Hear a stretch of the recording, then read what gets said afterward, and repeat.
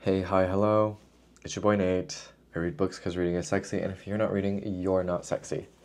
Today, I've brought upon myself the daunting task of doing the Didion tier list. And let it be known, I did a quick little search. No one has done a Didion tier list before, so this is really scary. Afraid to put my opinion out there because I just recently finished my rereading of Run River to sort of conclude my thoughts on all of Didion's work. If anyone must know, I am a Didion fanboy. I love Didion. She taught me everything I knew about writing, how to form a sentence, how to craft it, and really how to edit as I go and be an editor's writer for myself. Shall we get into it? Hey, hi, it's Editing Nathan from the future. Just a couple of notes. One, totally filmed this right after the news, literally like 3 days after of the publication of Notes Joan, which is a collection of journal entries regarding her therapy sessions. 2, Sentimental Journeys and After Henry are the same book. The UK publication of the book was titled Sentimental Journeys,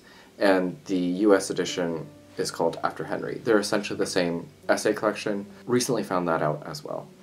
Anyways, let's get on with the show. So if you can see, I hope, I have 4 tiers. Top notch, which is the best, things that you must read if you love reading and need to be part of the world. These are must reads. I have okay. Okay is, okay, she did that. Interesting things if you want to veer outside of the musts. I have OnlyFans, which are works that are interesting, not particularly good, but if you want to be a Didion completionist, this is interesting territory. And then last is skip it. You don't have to read it. Shall we get into it? All right, I'm going to go through the books chronologically, but I will make a note if it's fiction or nonfiction for you. Ooh, y'all kind of scared to do this. Okay, first off, Run River. It's her debut novel, piece of fiction. It's about Lily and her husband, their love, and a bunch of secrets arise as a murder occurs. And it's this unraveling of the bonds we form, the trusts that we form, and how we all kind of keep it all together, and in the end becomes self-destructive in a way, in order for truth to come out. This one's fine. You can tell that it's her debut. The beginning and the end are incredibly strong, but the middle part is just like, girl, what is going on? What are you doing? She wrote this when she was working in New York at the time. It's fresh and vivant in a way where you can tell what she was interested in writing about, and it shows up later in her other works. So essentially this is a framework for what she sets up in later work. I'm going to put this in as OnlyFans, just because it's not something that you should start with, because it is quite boring. And we'll get into that more. It's going into OnlyFans, for fans only. So, Run River was published in 1963. Note that. The next book she wrote was Slouching towards Bethlehem. This is sort of her seminal text, collection of essays where if you really love Didion, this is where you find out a lot about her. There's a lot of essays on her life in California, and she didn't really have a good time in California. It was quite rough for her, as she was essentially forced to move there by her husband. Although she was forced to move there, she did create this very vibrant scene known as the Franklin Avenue art scene. I think Lily Annalik writes about this in her recent publication of Didion and Babbitts of last year, which I did not like, y'all, but there's some interesting tea in that book. She was sort of at the forefront of Hollywood changing, the introduction of new Hollywood, this interesting world where novels and films had this really interesting relationship of quick adaptation, creating adaptations, and a lot of novelists writing scripts. So it was a transformative time while also existing in counterculture California and mapping all of that out. It's definitely a right time, right place. I think it's a bit difficult for people to get into because it is a lot of history, but honestly, y'all, if anyone took AP US history, I wish I was studying this, like 60s, 70s stuff. I hated everything else before that. Oh, it's so boring, y'all. But this is where I think history was like really interesting and pop culture was heavily involved. It was the first time where I realized pop culture had a strong identity in history and history movements, essentially the changing of the times. So it felt like everything in the world had a hand in shaping the world. I think this is a brilliant text and one that everyone should read, especially if you're from California. One of those quintessential books that you should read. I'm gonna put it in as okay for now. Okay, why doesn't this move? Can you move? Hello? Okay, only because, yeah, it's sitting in okay because I don't think it's entirely relevant. There is one essay on keeping a notebook that I think is really interesting. It shows her as a writer and really strong notes of like where her writing comes from. But other than that, closer to fan service, but is really important. Next up is her second novel, Play It As It Lays, out of 1970. This one takes place in Hollywood, Las Vegas, and the Mojave Desert. And it's about, what is her name? It's about Maria, and she's undergoing a crisis, a midlife crisis. Thoughts on her husband, on the brink of divorce, essentially. What to do with her baby.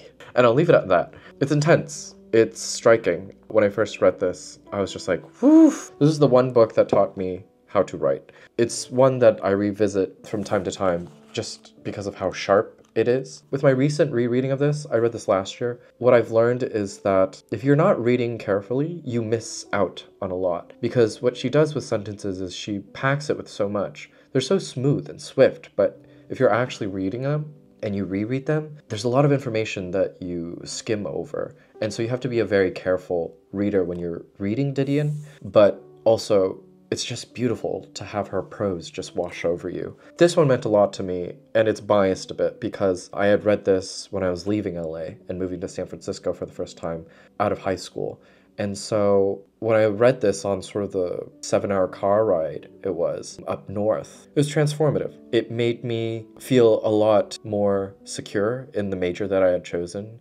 I was originally a journalism major, but that quickly shifted to creative writing. I was wary of what I actually wanted to study and what I wanted to do. Didion, as a journalist herself, and also who studied at Berkeley, everything just clicked and made sense for me.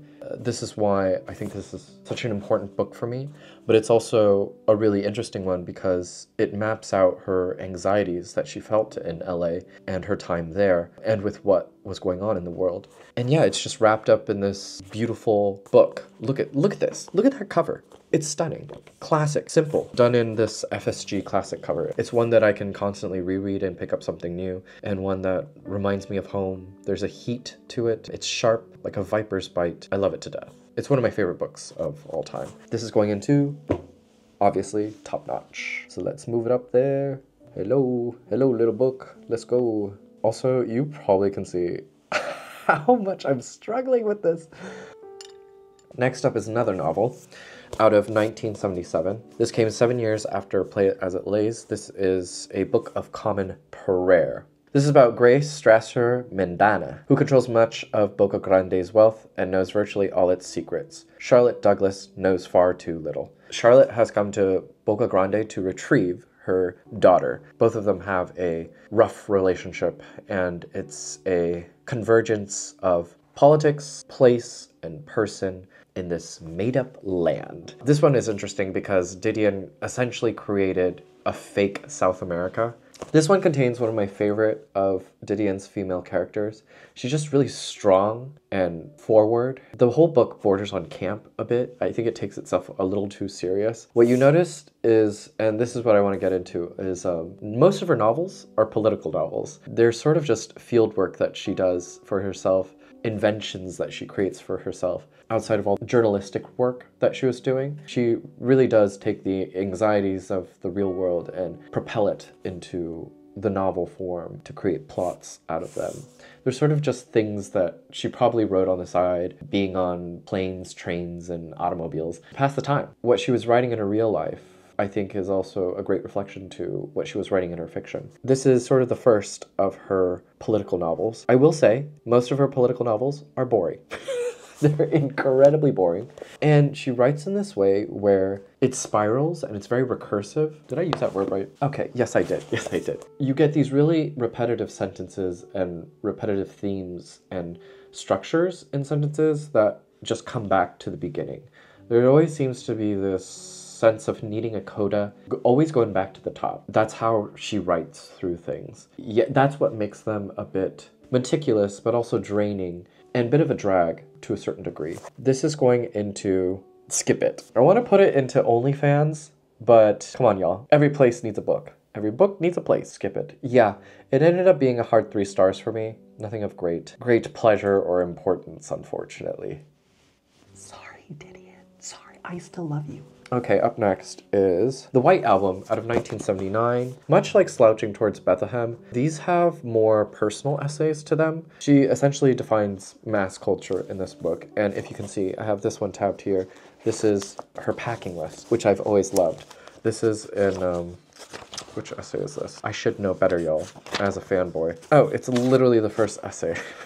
Called The White Album. Yeah, which begins with, we tell ourselves stories in order to live. This one I have with me because I think this one really shaped more of my writing. After I finished Play It As It Lays, I picked up The White Album, and it was here where the personal essay, or the form of the personal essay, and new journalism kind of just converged for me. I began to have like a stronger interest in memoiric writing and writing about my own past, and writing in a way that still is heavy in literary fiction elements, but is grounded in reality. And that's essentially what my medium is and where I write from.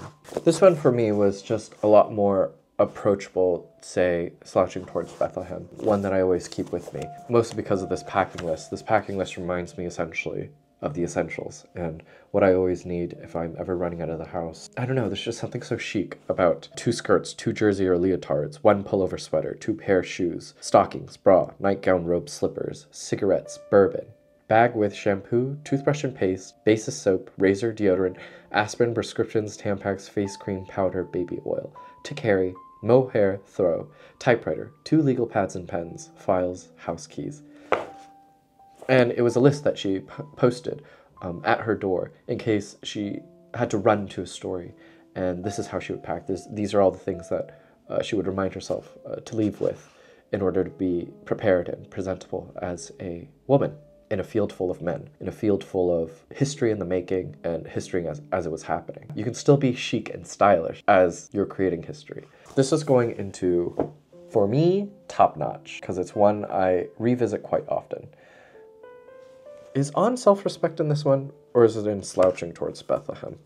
It is in Slouching Towards Bethlehem. Okay, next up, let's see. Salvador out of 1983. This one's a slim one, but in 1982, Joan Didion went to Salvador to follow. She basically travels from battlefields to body dumps. The hotel that she stayed at was shot up eventually, and she was in a state of anxiety, and she went to the place of terror in order to really look at what was happening.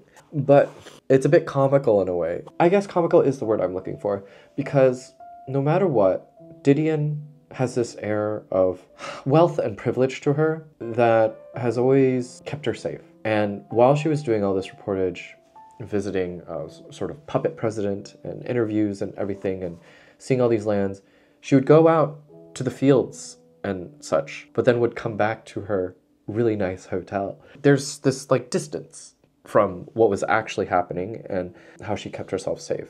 I mean, I'm not one to say how you should protect yourself in a place full of danger. But then I think of like Susan Sontag's works of going to Vietnam and going to Bosnia and even to the fall of the Berlin Wall. Susan Sontag was there and she was in the heart of it, where Didion was always by the heart, just outside of it. I forget which essay it is, but there's that one essay where she's in Hawaii in her hotel and she's thinking about her divorce. It's just this elsewhere that she needs to take her place in order to remain safe for her own safety and the safety for her thoughts, I think. This one is interesting, and though it examines and essentially criticizes foreign policy in America, and you can sort of sift out her honest thoughts on America, it's one that I think opens up interesting territory for the rest of her essays and her stance on politics that we'll talk about later with these other books. But for this one, I'm going to put it as skip it. Even though it's slim, it's just one that, yeah, isn't essentially there, isn't strong enough to even be for fans, but yeah, it's gonna be a skip it for me. Next up is another novel of hers, Democracy, out of 1984. And y'all, yes, it is another political fiction. But right after Salvador, I think she really looked at what she wanted to explore, and she really questioned what democracy was, the shape of democracy. And she shapes it within Inez, who is this really strong-willed woman, very complicated, but fun to examine, and even more fun because Didion inserts herself as a fictional character in the book, as a reporter. So yeah, Didion cosplays Didion in her book, and there's this interesting self-reflection that's occurring and her questions on democracy that I think makes this, what I want to say, one of her better political fiction novels, only because it's just so fun when you get to the moment and you see that Didion is in the book. I think we must remember that, you know, Didion, very small, very strong, and perhaps intimidating woman, but she has a sense of humor. She's one that's quite funny in that like almost Rei Kawakubo kind of way. It's just such a special one. The same repetitive sentences occurs in this one as well. Perhaps goes on for maybe 20, 30 pages too long, but is interesting. I'm going to put this as OnlyFans. After that, we have Miami out of 1987. This is a collection of essays around Miami. It's sort of the bridge, I think, that connects South America to North America in a way where she was so interested in Miami or Florida in general, because when you think of it, Florida is such a strange state that in itself could be detached from the rest of America. Same with California in a sense.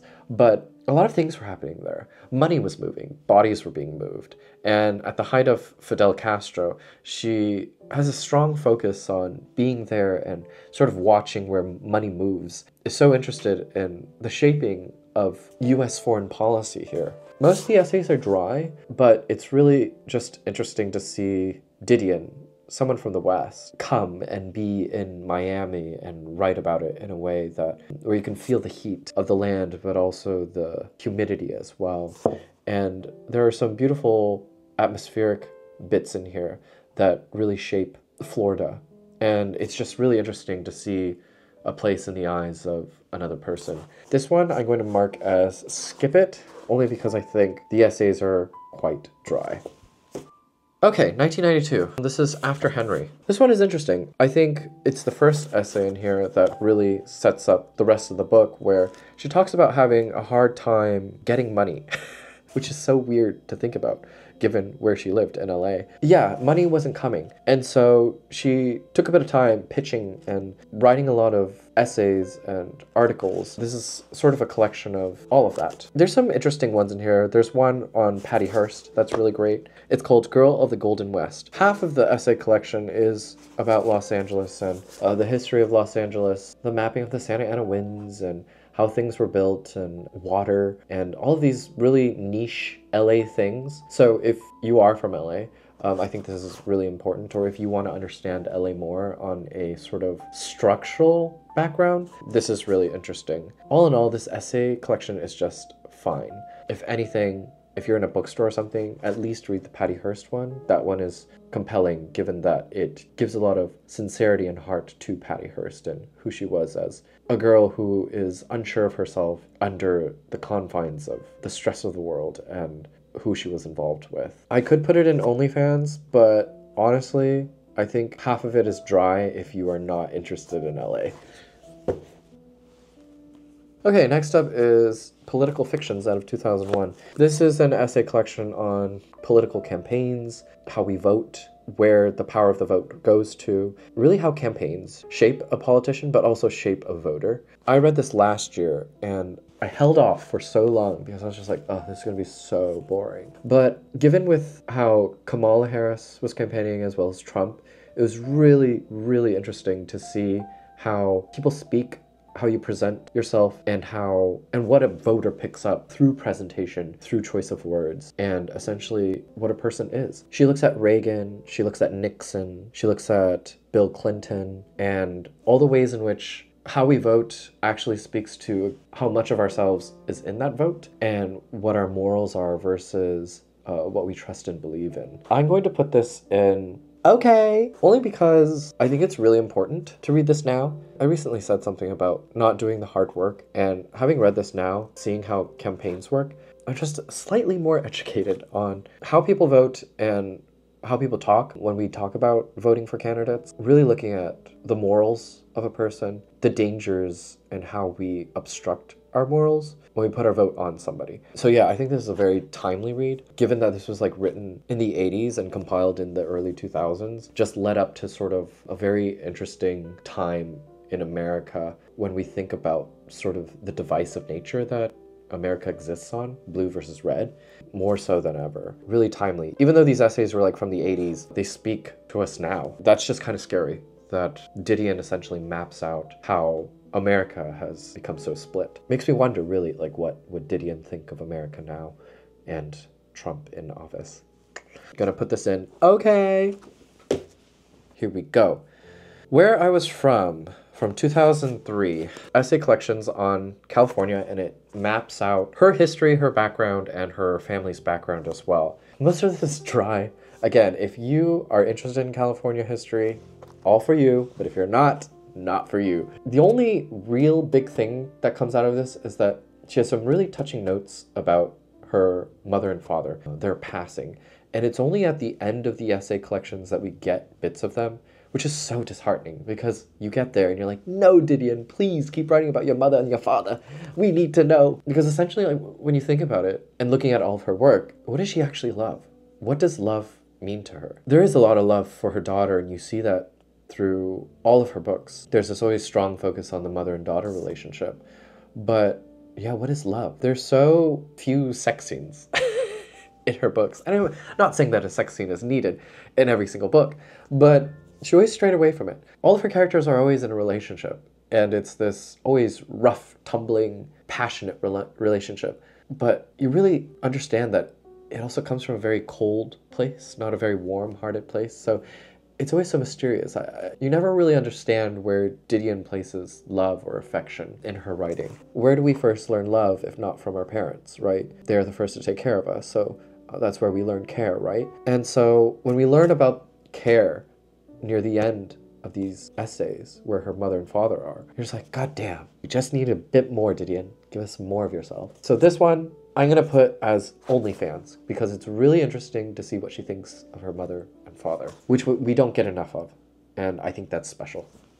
So sad that I don't have the rest of these with me, but from 2005 we have The Year of Magical Thinking, a very important text for me because I had lost somebody very early in my life and I didn't know what to do. And no one ever really knows how to talk about grief or how to console anybody.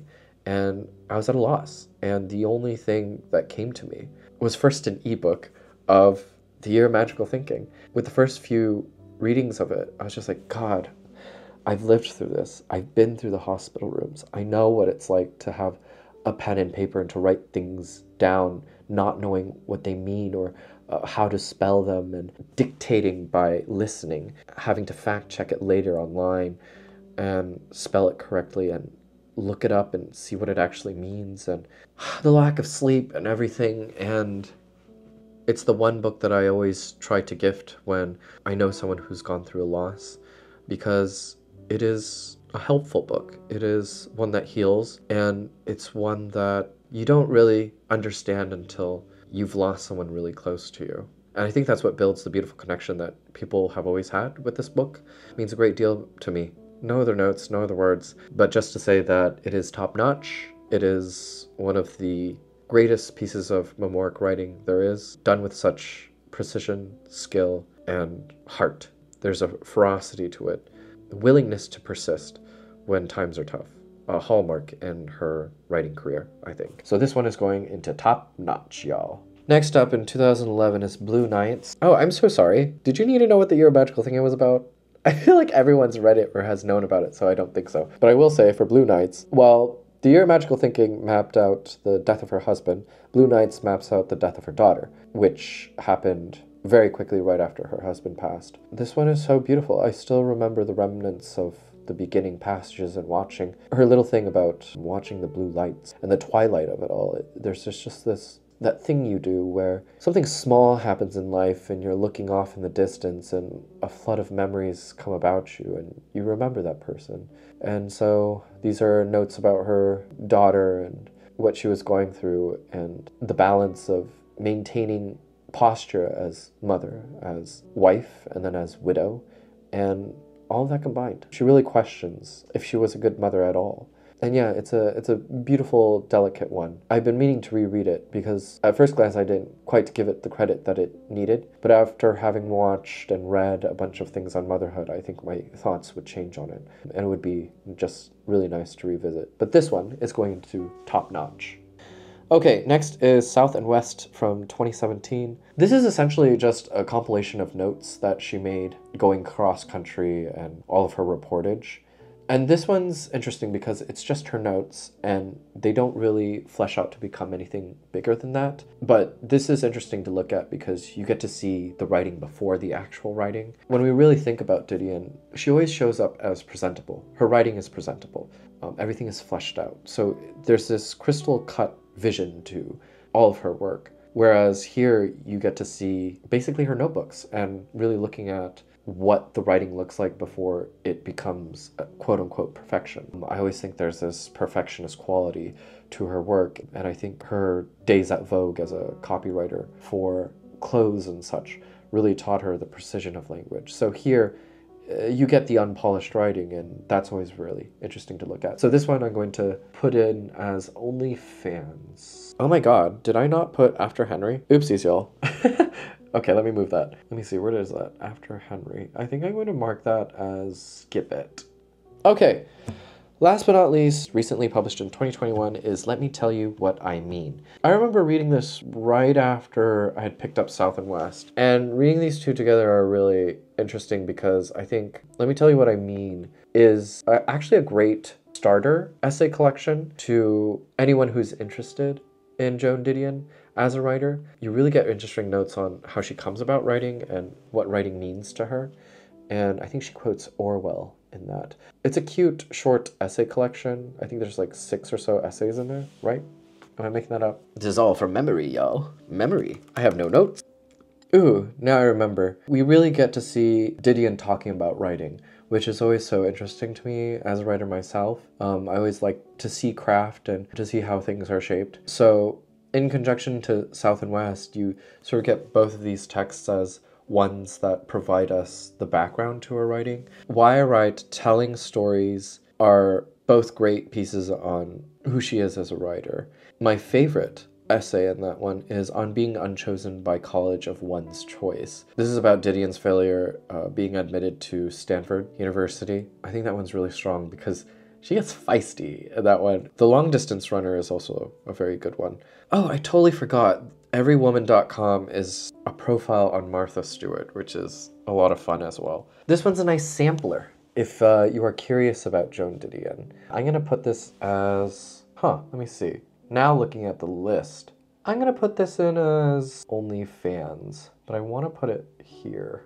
Okay, y'all, I think that list looks pretty good. It's about right to me. Okay, where should one start with Joan Didion? I'm the wrong person to tell you, honestly, because the fact of the matter is, I think you should go through An Incredible Loss so you could read The Year of Magical Thinking, then pick up Blue Nights, and then levy that out with her novel, Play It As It Lays, then get to the White Album, and then maybe Slouching Towards Bethlehem, and then get to, either Political Fictions, Let Me Tell You What I Mean, or Run River. Political Fictions, yeah, I know, it's dry as hell, but it's so timely, y'all.